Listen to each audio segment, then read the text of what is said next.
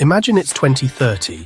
The presidents, prime ministers, the people at the big desks with the bigger pens aren't who you'd expect. Hey friends, welcome back to the channel. If you're new with use, welcome to the channel where we explore Africa's past, current and abundant future. What if an entire generation born into a digital world takes power? This isn't sci-fi, it's a fast-approaching reality. Today we're asking, could Africa see its first Gen Z head of state by 2030? And what would that look like? By 2030, the average age of African leaders could drop. A Gen Z presidency is possible in a few countries, and likely soon after in others. That shift could supercharge innovation or introduce new challenges. Are you ready to see what Africa looks like with its youngest generation at the helm? Quick reality check. Africa is the world's youngest region, roughly 60% under 25, and by 2030, young Africans will make up a massive share of the world's youth. Translation: numbers equal leverage, and they're organized. We've seen youth-led movements use TikTok, X, and encrypted chats to pressure governments, rewrite debates on budgets, and push leaders to respond in real time. When your organizing tool is literally in your pocket, politics moves faster. What if your generation doesn't just vote the change, but becomes the change? Depends on the country. South Africa, the president is chosen from parliament, and any eligible voter, 18+, can be an MP. So yes, no explicit presidential age minimum, technically possible. Gambia, 30+ to run for president. Someone born in 2000, eligible in 2030. Many others.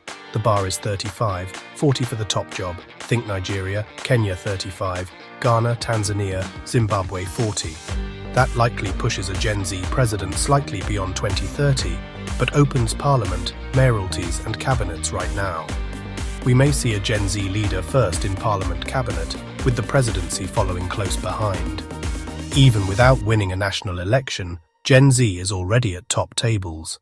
For example, Botswana, Lesego Chombo, born in 1998, was nominated as a specially elected MP, then appointed Minister of Youth and Gender Affairs at age 26. Namibia, Patience Masua, born in 1999, was appointed to the National Assembly in her early 20s.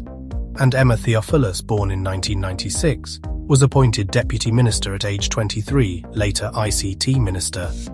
What if more presidents use constitutional levers to seed cabinets with 20-somethings who grew up on code, dashboards and open budgets? By decade's end, hundreds of millions more 4G/5G connections mean cheaper data, wider access and faster feedback loops.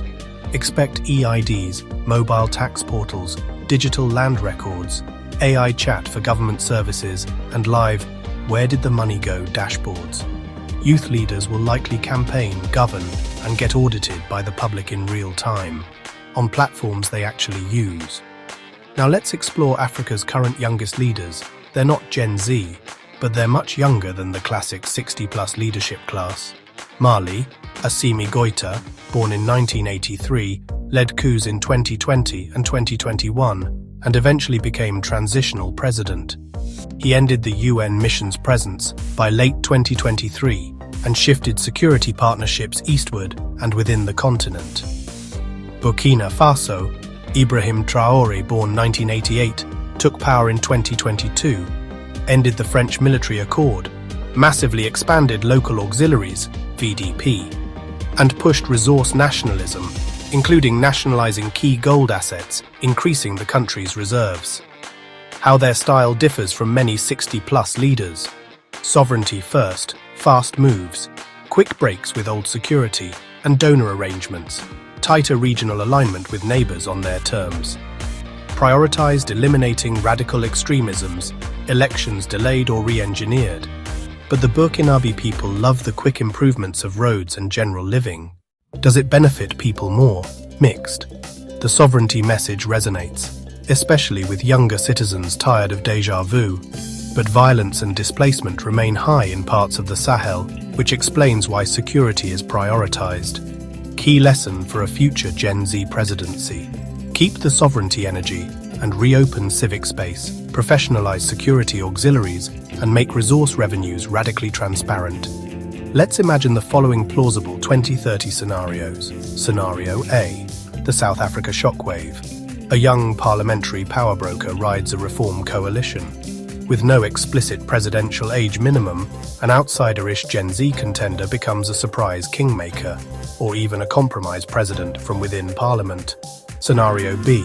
The Gambia's age 30 inches window. A charismatic reformer who built credibility through local office or civic tech hits 30 in 2030 and launches a serious run. It could even a Gambian educated in the US or UK and after great tech success returned home to lead. Scenario C.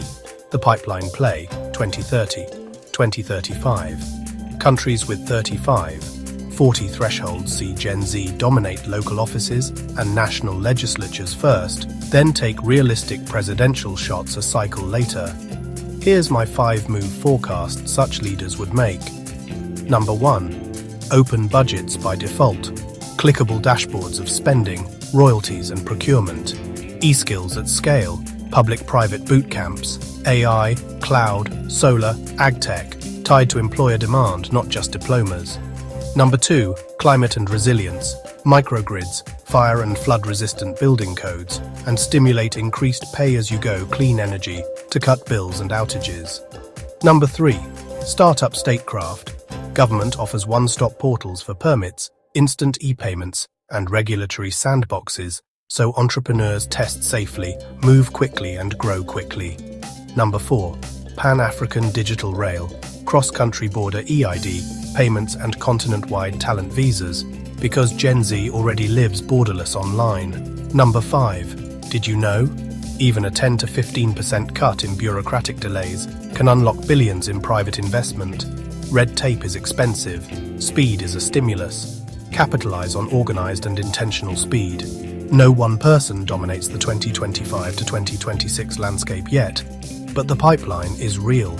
20-something MPs, mayors and ministers, some appointed, some elected, are gaining name recognition and policy wins. That's the launchpad for presidential bids in the early to mid-2030s, or sooner, where laws allow. If you're watching from Lagos, Gaborone, Joburg, Accra or Nairobi, what if the leader you want in 2030 is already in your city council, your civic lab or your startup hub? Africa's youth are not just the future. They're the present, showing up with code, coalitions and courage. A Gen Z presidency by 2030, possible in a few places, probable soon after in others. The real test isn't age, it's outcomes. Safer streets, better schools, cheaper data, honest budgets. New faces are great, new results are better.